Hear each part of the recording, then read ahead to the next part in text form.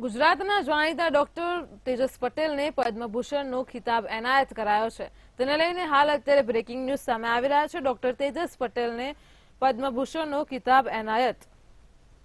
તો સૌરાષ્ટ્ર ટ્રસ્ટના સીઈઓ કુંદન વ્યાસને પદ્મવિભૂષણ ખિતાબ એનાયત કરાશે। ફૂલછાપ અને કચ્છ મિત્રનું સંચાલન પણ કરે છે કુંદન વ્યાસ। રઘુવીર ચૌધરી અને ડોક્ટર દયાલ પરમારને પણ પદ્મશ્રી એવોર્ડની જાહેરાત કરાઈ છે।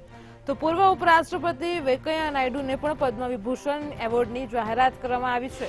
તો ગુજરાતના જાણીતા ડોક્ટર તેજસ પટેલને પદ્મભૂષણનો ખિતાબ એનાયત કરાશે।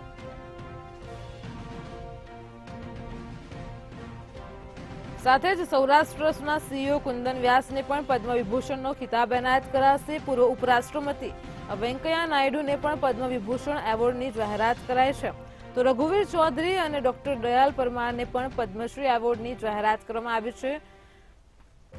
સૌરાષ્ટ્ર ટ્રસ્ટના સીઈઓ કુંદન વ્યાસ કે જેઓ ફૂલછાપ અને કચ્છ મિત્રનું સંચાલન પણ કરે છે તો તેમને પણ પદ્મવિભૂષણની ખિતાબનું એનાયત કરાયું છે।